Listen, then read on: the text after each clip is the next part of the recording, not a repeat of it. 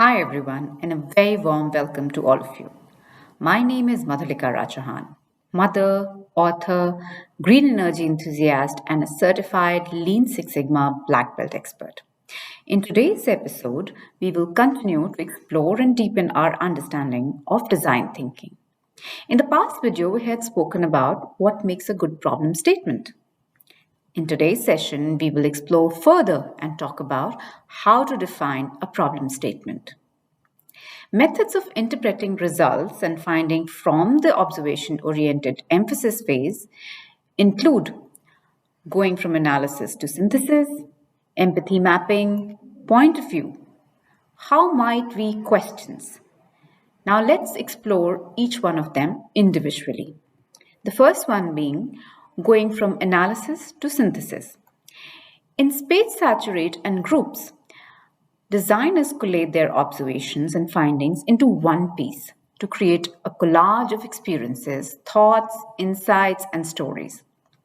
The term saturate describes the way in which the entire team covers or saturates the displays with their collective images, notes, observations, data, experiences, interviews, thoughts, insights, and stories in order to create a wall of information to inform the problem defining process.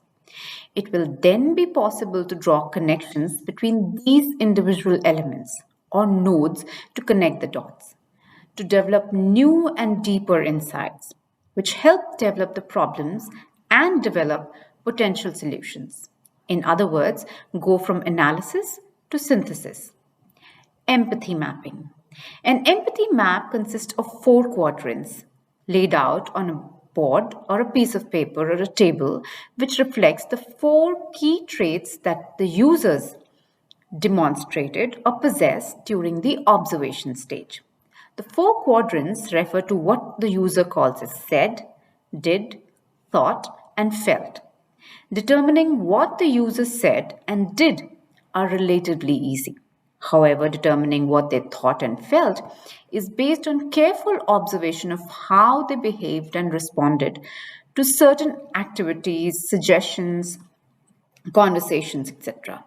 Including subtle cues such as body language displayed the tone of voice used.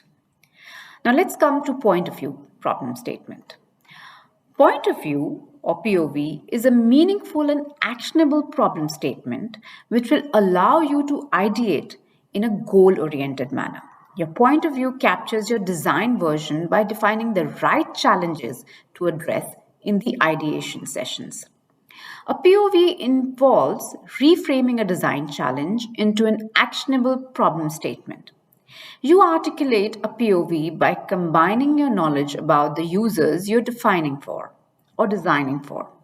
This, his or her needs and the insights which you have come to know in your research or empathize phase.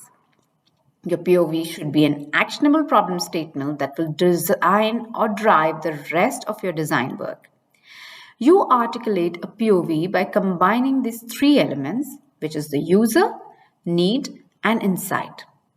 You can articulate your POV by inserting your information about your users, needs, and your insights in the following statements, such as user, then the description, needs, which is a verb because, and then added because of the insight, which is the compelling reason in order for you to do the things you need to do.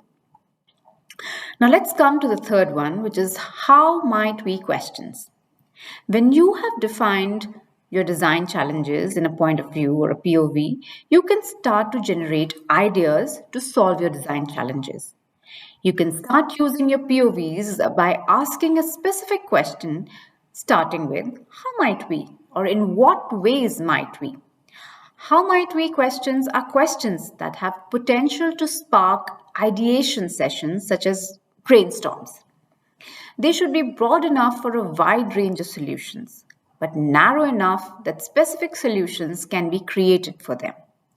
How might we questions should be based on the observations you've gathered in the empathize phase of the design thinking process.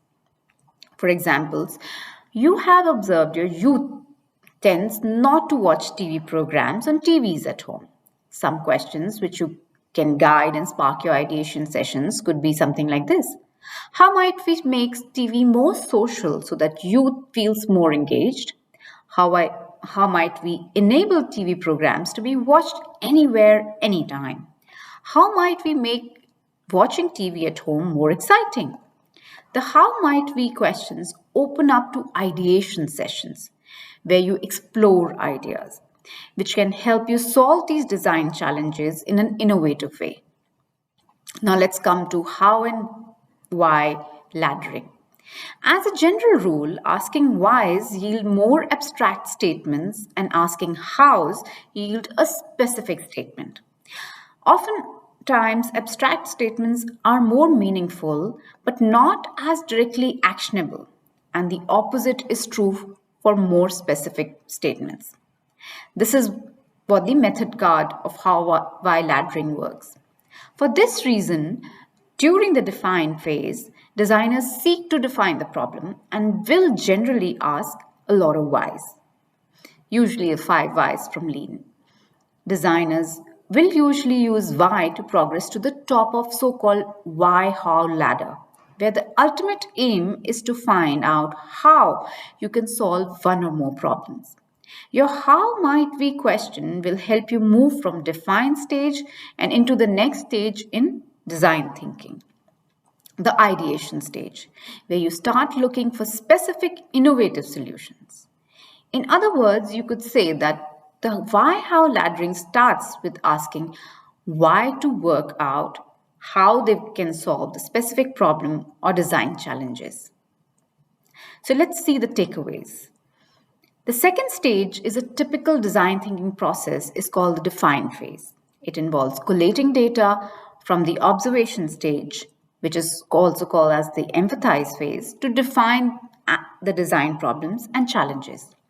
By using methods of synthesizing raw data into meaningful and usable body of knowledge, such as empathy mapping and space, saturate, and groups, we will be able to create an actionable design problem statement or point of view that will help the generation of ideas to solve it. The how might we questions open up to ideation sessions where you explore ideas which can help you solve your design challenges in an innovative way. So the 5 stages are the one thing we want to remember in this design thinking process is that the 5 stages of design thinking process are not always sequential. They do not always follow any specific order, and they can often occur in parallel and can be repeated iteratively.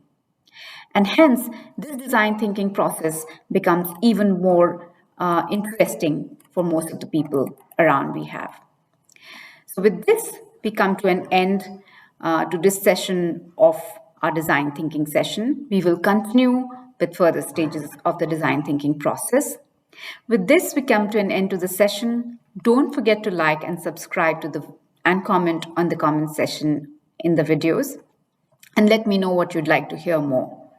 Until next time, this is your host, Madhulika Rajahan, signing off. Have a wonderful day ahead.